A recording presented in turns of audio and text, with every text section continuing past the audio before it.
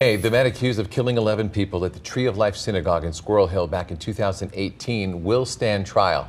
Now the families of those victims are expressing themselves on whether Robert Bowers should face the death penalty. After reports that some of the victims' family members do not want suspect Robert Bowers to face the death penalty, Diane and Michelle Rosenthal want to set the record straight.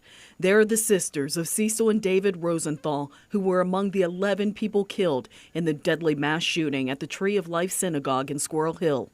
The suggestions published or reported that family members be relieved of the stress of a trial or that a cost-benefit analysis dictates a plea are offensive to our family.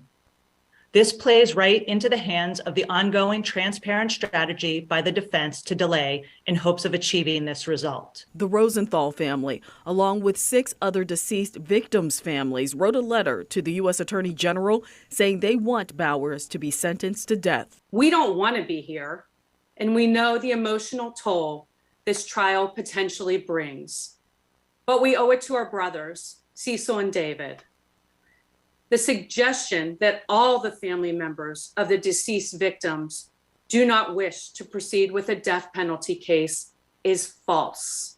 Law professor Bruce Ankoviak says part of the judicial process allows all of the victims' families to have their voices heard, including those supporting the death penalty. They want to be heard. They want to be on record as saying how this has impacted them.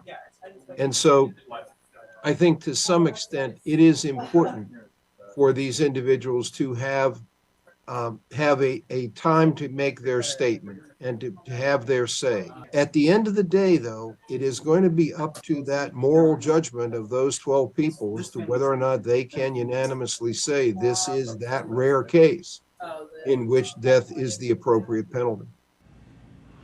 The Rosenthals say they want the suspect to face a trial by a jury and do not want any plea agreement. Bowers' trial is set in the coming weeks.